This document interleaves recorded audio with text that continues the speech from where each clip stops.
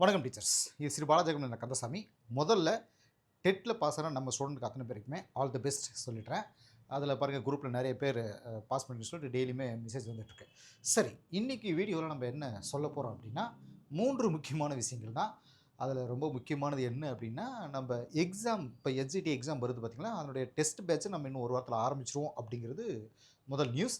2வது நியூஸ் பார்த்திங்க அப்படின்னா, உங்களுக்கு அந்த ஏற்கனவே நடந்த எஸ்ஜிடி கொஷின்ஸ் நடந்தது பார்த்திங்கன்னா, அதனுடைய கொஷின் பேப்பர் உங்களுக்கு இதில் கொடுத்துருவோம்.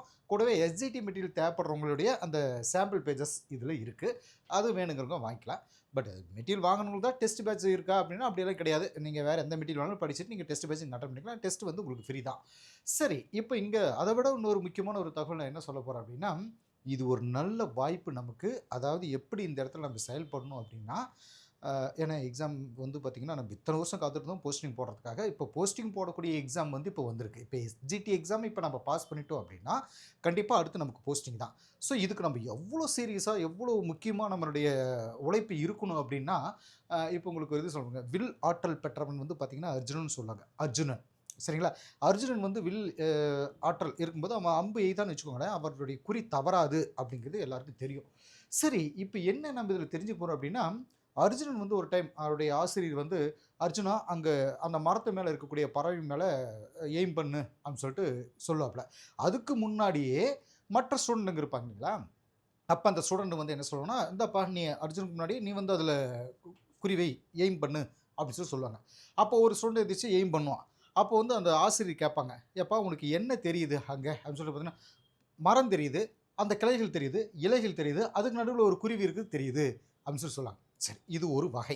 2வது, இப்போ அர்ஜுனனை கூப்பிட்டு வந்து சொல்கிறாங்க, அர்ஜுனா நீ இப்போ எய்ம் பண்ணு அப்படின்னு சொல்லும்போது அர்ஜுன் வந்து எய்ம் பண்ணுறாரு. எய்ம் பண்ணும்போது பார்த்தீங்கன்னா, இப்போ உனக்கு என்ன தெரியுது சொல்லு அர்ஜுனா அப்படின்னு சொல்லிட்டு அந்த ஆசிரியர் கேட்குறாரு. அதுக்கு இருந்து சொல்கிறாரு, எனக்கு அந்த பறவையை தவிர வேறு எதுவுமே தெரியல அப்படின்னு சொல்கிறார்.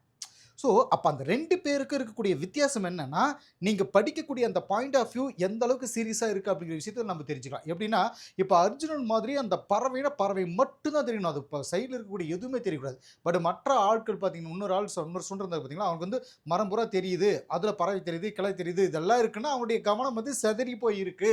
அவனுடைய குறிக்கோள் ஒரே இடத்துல இல்லை, பலவாறாக சிதறி இருக்கு அப்படின்னு சொல்லுவாங்க.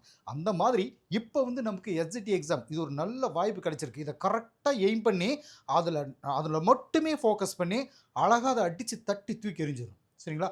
ஸோ அந்த அளவுக்கு உங்களுடைய குறிக்கோள், உங்களுடைய எய்ம், உங்களுடைய கவனம் முழுக்க முழுக்க இந்த எக்ஸாமில் மட்டுமே இருக்கணும். சரிங்களா? மற்ற எதை பற்றியுமே யோசிக்க வேண்டாம்.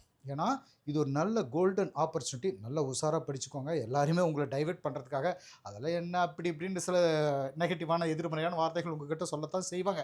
நீங்கள் இதையுமே காது கொடுத்து கேட்டுக்காமல், நாம் போஸ்டிங் வாங்கணும் அப்படின்னா நாம் ஹார்ட் ஒர்க் பண்ணணும். அதுக்கு இது சரியான சந்தர்ப்பம் அப்படின்றத மெயின்ல வச்சுக்கோங்க. ஏன்னா காலம், அது இடம் பொருள் யாவல்னு சொல்கிறவங்க, அது இதுதான் சரியான நேரம்.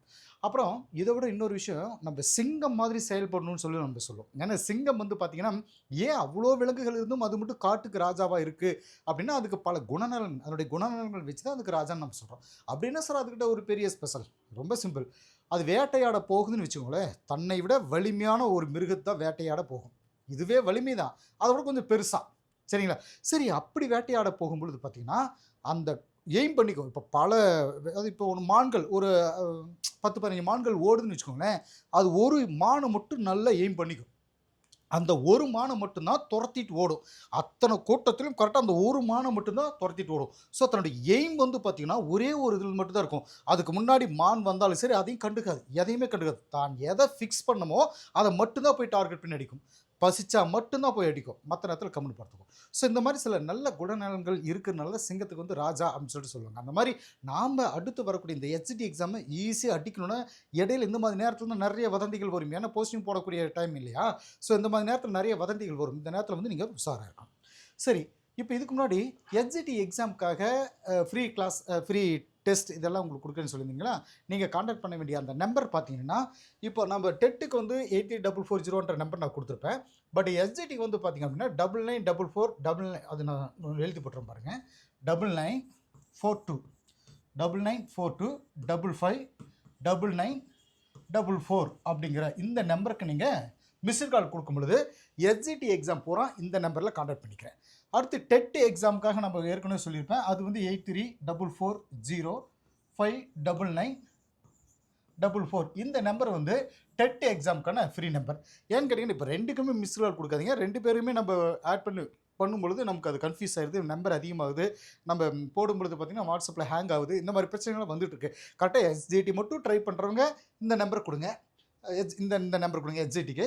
டிஎன் டெட்டுக்கு ட்ரை பண்ணுறவங்க இந்த நம்பருக்கு மிஸ்டு கால் கொடுங்க. நம்பர் ஆட் பண்ணிட்டு உங்களுக்கு டெஸ்ட் வர ஆரம்பிச்சிடும். நாளையிலேருந்து டெட்டுக்கு வந்துடும். இன்னும் 1 வீக்கில் வந்து எஸ்ஜிடி எக்ஸாமுக்கான டெஸ்ட் உங்களுக்கு வர ஆரம்பிச்சிடும். சரி, இப்போ எஸ்ஜிடி மெட்டீரியல் எப்படி இருக்குது அப்படின்னு சொல்லிட்டு பார்த்தீங்க அப்படின்னா, நம்மளுடைய இந்த மெட்டீரியல் ஏற்கனவே நான் சொல்லியிருப்பேன். இது வந்து நம்ம அடிக்கடி சொன்னது தான். இது பாருங்கள், இது எஸ்ஜிடி மெட்டீரியலுடைய இந்த சிலபஸ், அதாவது இந்த டைட்டில்ஸ் 1ஆவதுலேருந்து 12ஆவது வரைக்கும் இருக்கக்கூடிய அத்தனை டைட்டில்ஸும் நம்ம படிக்க வேண்டியது இருக்கும். ஸோ இந்த சாம்பிள் மெட்டீரியல் இப்படி தான் இருக்கும். இதில் கிட்டத்தட்ட பார்த்தீங்கன்னா 142 பேஜஸ் இருக்குது. இது வந்து கீழே டெஸ்கிரிப்ஷனில் நான் கொடுத்துட்றேன். அதை நீங்கள் போய் உள்ளே போய் பார்த்துக்கோங்க. சரியா? ரெண்டாவது, இது ஒரு முக்கியமான விஷயம். நெக்ஸ்ட் பாருங்கள், நான் இன்னொன்று சொல்லியிருப்பேன். ப்ரீவியஸ் கொஸ்டின்ஸ் வந்து உங்களுக்கு நான் கொடுக்கேன்னு சொல்லியிருப்பேன். ப்ரீவியஸ் கொஸ்டின் வந்து ஏற்கனவே நடந்த எஸ்ஜிடி கொஸ்டின் வந்து இது. ஸோ இதை வந்து இது கீழே பிடிஎஃபாக உங்களுக்கு அனுப்பிவிட்றேன். இதுலேருந்து எக்ஸ்பிளைன் உங்களுக்கு நான் கொடுக்க ஆரம்பித்தேன். இது பாருங்கள், 2024 நடந்த என்ன சொல்கிறது, எஸ்ஜிடி கொஸ்டினுடைய ஃபஸ்ட் பேஜ் இது. இதுக்கு கீழே உங்களுக்கு வரிசையாக கொடுக்க ஆரம்பிச்சு இதான் கொஸ்டின்ஸ் வரி வரும். ஃபஸ்ட் வந்து செக்ஷன் 7 வந்து பார்ட் 7 வந்து பாருங்கள் 30 கொஸ்டின், அது தகுதி தேர்வு, இது ஜென்ரல், இது விட்டுருங்க. பார்ட் பியில் இருந்து தான் நமக்கு அந்த போர்ஷனுக்கு உண்டான அந்த கொஸ்டின் ஸ்டார்ட் ஆகும். ஸோ இந்த கொஸ்டின்ஸ் ஃப்ரீயாக உங்களுக்கு அனுப்பிவிட்றேன். இப்போ கீழே என்ன சொல்கிறது டெஸ்கிரிப்ஷனில் அனுப்பிடுறேன். அதே மாதிரி அந்த மிஸ்டு கால் கொடுக்கும்பொழுது அதை வாட்ஸ்அப் குரூப்பில் உங்களுக்கு நான் அனுப்பிடுறேன். இதில் பாருங்கள், கொஷின் அண்ட் ஆன்சர் அதோடு இருக்கும், டிக் பண்ண ஆன்சரோடு இருக்கும். புயலிலே ஒரு தோணி எனும் படைப்பு டேஸ் புலம்பெயர்ந்த தமிழர்கள் பற்றிய முதல்வர்னு சொல்லிட்டு வரிசா எல்லா சப்ஜெக்டும் அந்த கொஸ்டின் பேப்பர் வந்து உள்ளுக்குள்ளே இருக்கும். இனி அடுத்தடுத்த கிளாஸ் வீடியோஸ் வந்து எஸ்ஜிடிக்கும் டெட்டுக்கும் இந்த இதில் ரொம்ப எல்லா கிளாஸஸும் உங்களுக்கு வந்துடும். ஃப்ரீ கிளாஸஸ் வந்துடும், யூடியூப்பில் உங்களுக்கு வந்துடும்.